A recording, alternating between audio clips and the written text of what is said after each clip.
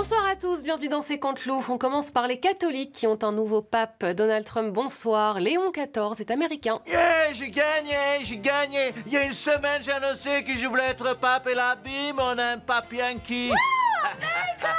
Bon, sinon demain vous faites le premier voyage officiel de votre mandat en Arabie Saoudite, juste la semaine où on a appris qu'un nouveau Disneyland allait ouvrir à Abu Dhabi. Yeah, il va y avoir 2 Donald à Abu Dhabi. J'adore Disney. Merci Cindy. Vous savez que c'est en regardant Aladdin que j'ai tout appris du monde arabe. Là-bas, ils se déplacent sur des tapis volants et dans toutes les rues, il y a 40 voleurs. Mais ça, je savais déjà vu que c'est des Arabes.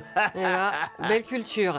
Mais c'est une bonne idée ça, un Disneyland à Abu Dhabi? Ben, pourquoi pas? Vous les Français, vous avez bien envoyé votre Louvre là-bas. Pourquoi qu'on n'enverrait pas Mickey? Chacun, il envoie les fleurons de sa culture. Le seul problème, c'est que Blanche-Neige, Pocahontas et la petite sirène, elles seront voilées. Mais bon, moi, j'aime bien l'Arabie Saoudite parce que là-bas, l'homosexualité, elle est interdite. La femme, elle a aucun droit et ils parlent que de pognon. C'est un pays MAGA.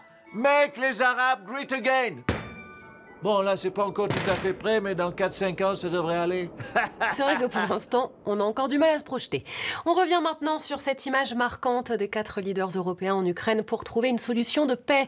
Vladimir Poutine, bonsoir. 4 hommes et aucune femme. Pardon, mais moi qui suis féministe, humaniste, pacifiste, ça me choque de voir ces 4 bonhommes autour de Zelensky. Décidément, le monde n'évolue pas très vite.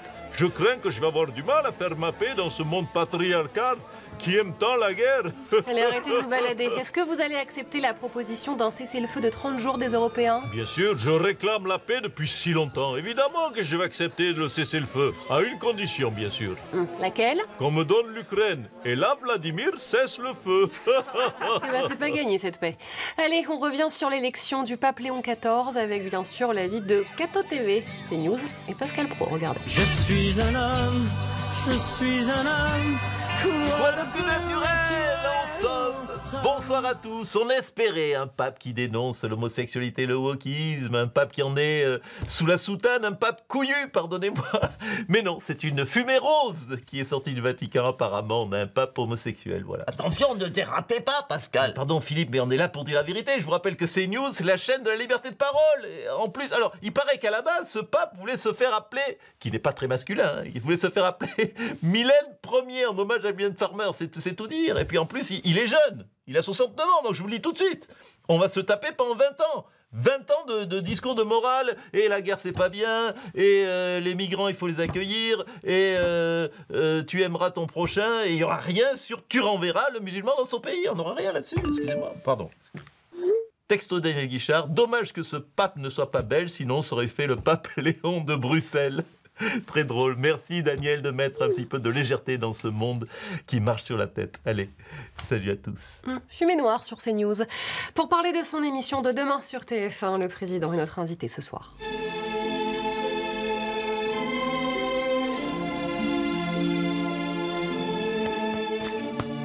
Emmanuel Macron, bonsoir. On va donc parler des défis de la France. Votre émission de demain où vous jouez gros. Il s'agit de reprendre la main pour réussir la fin de votre mandat. Je joue gros. Je vous rappelle que je passe mes journées à l'international à dealer avec Trump et Poutine. Ah oui, alors c'est pas Sophie Binet et Thibaut Inchep qui vont vous faire peur. Oui, donc je devrais réussir à les gérer les deux. Il y aura aussi comme intervenant Robert Ménard qui vous posera des questions. Alors ça, c'est moi qui l'ai choisi. Parce que je l'aime bien, mon Robert. Ouais, il est d'extrême droite, mais centriste. Voilà, il est d'extrême centre. Hein. Il aime tout le monde et en plus, il est fan de moi. Donc ça va aller au niveau de la virulence des questions. Non, finalement, celle qui gueule le plus en ce moment. Bah, Céline Renaud sur la fin de vie et Brigitte Bardot sur la chaise à cour. Et voilà. Et dans ce pays, il faut s'y faire. Les nonagénaires sont en colère. Alors vous devriez annoncer 3 référendums d'importance très relative qui seront votés le même jour. Voilà, je lance le référendum 3 en 1. Comme le shampoing. Oui. Parce que vous le valez bien. Il y aura quand même un moment très fort. Charles Bietri, atteint de la maladie de Charcot, qui va vous interroger sur la fin de vie. Oui, et il y aura aussi une question de Patrick Balkany, qui est atteint de la maladie de Sarko. Une paralysie du mollet droit à cause du bracelet électronique. Voilà, qui posera la question sur la fin de vie des hommes politiques de droite. Sarkozy, Fillon, Marine Le Pen. Oui, je sais pas, apparemment, ils finissent tous leur vie au tribunal. Ouais, allez, toujours aussi moqueur. Jean-Michel Apathy, bonsoir. Pour votre voix, on m'a dit de vous donner ça, c'est de l'eau chaude, du miel et du citron. Mais je vais très bien, je suis pas enroué, j'ai pas de problème de voix, moi, alors. Bon, bah apparemment, il est pas enroué.